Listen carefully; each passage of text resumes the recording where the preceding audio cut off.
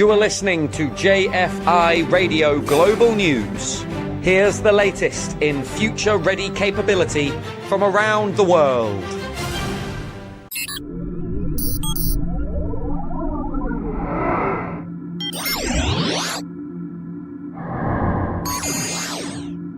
This is JFI Radio. I'm Yousepha Fawcett from the JFI Radio Newsroom. Here are the global news headlines for June 2026. Europe.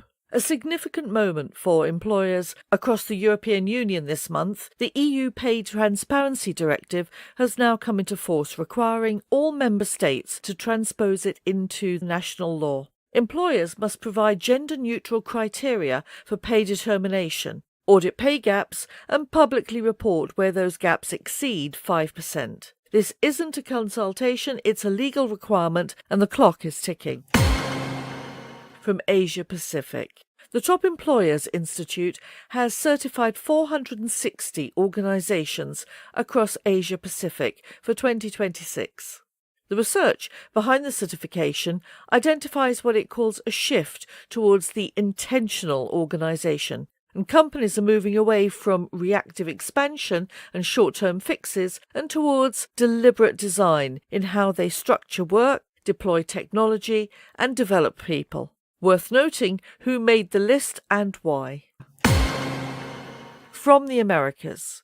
SHRM's 2026 Talent Trends report is out, and its central conclusion is direct. Organisations cannot hire their way out of today's talent challenges. The shift required is from buying talent to building it, with apprenticeship, internship and internal development pathways taking on far greater strategic importance.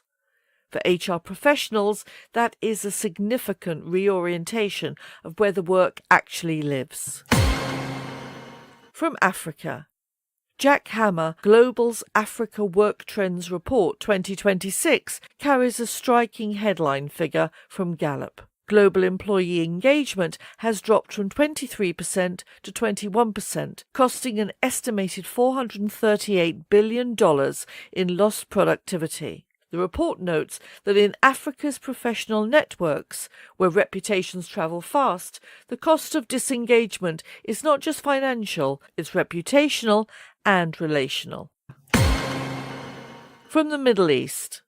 Abu Dhabi hosts the 10th annual ATD Middle East Conference this month, bringing together over 400 learning and talent development professionals for 2 days of sessions on AI adoption, multi-generational workforce design, and measuring the genuine impact of learning on performance. Now in its 10th year, the conference has become the region's most significant gathering for the L&D profession.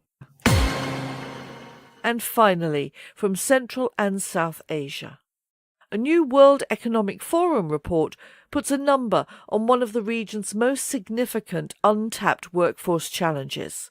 400 million women across South Asia remain outside the formal economy. Only 33% of South Asian women participate formally, compared to 77% of men. The WEF's finding is worth sitting with. The barrier is not ambition.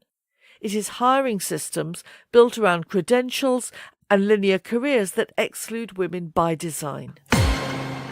That's your global news for this month's bulletin. The links to those news stories can be found in the show notes on YouTube and on jfiradio.com in the global news section.